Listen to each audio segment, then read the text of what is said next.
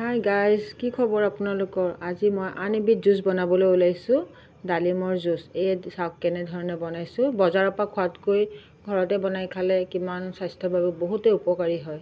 এই চাওক, তাৰ বাবে মই 2টা ডালিম লৈছোঁ। ডালিম 2টা ভালদৰে মই পানীত ধুই লৈছোঁ।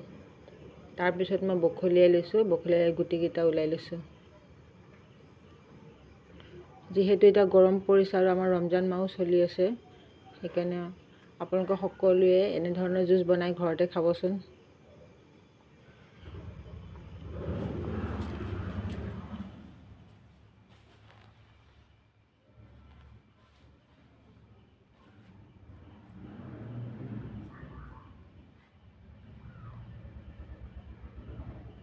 এই চাওক, গুটিকেইটা দেখিবলৈ কিমান ধুনীয়া আছে, দেখিছেনে? ৰঙা ৰঙা গুটিকেইটা দেখিয়ে খাওঁ খাওঁ লাগে ন।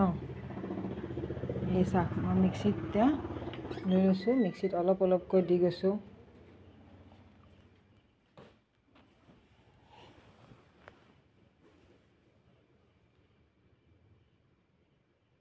গোটেইখিনি দি পেলাই এতিয়া তাত মই অলপমান ক'লা নিমখ দি দিছোঁ আৰু 1 গিলাচ পানী দি দিছোঁ।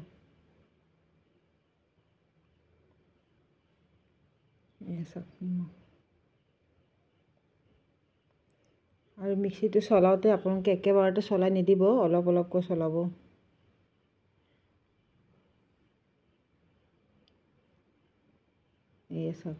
এয়া চাওক, মোৰ ৰেডি হৈ গৈছে। কেনেকুৱা হৈছে জনাবচোন দেই। পাৰিলে ছাবস্ক্ৰাইব কৰি দিব, লাইক কমেণ্ট কৰিব, পাৰিলে শ্বেয়াৰ এটা কৰি দিব। ধন্যবাদ।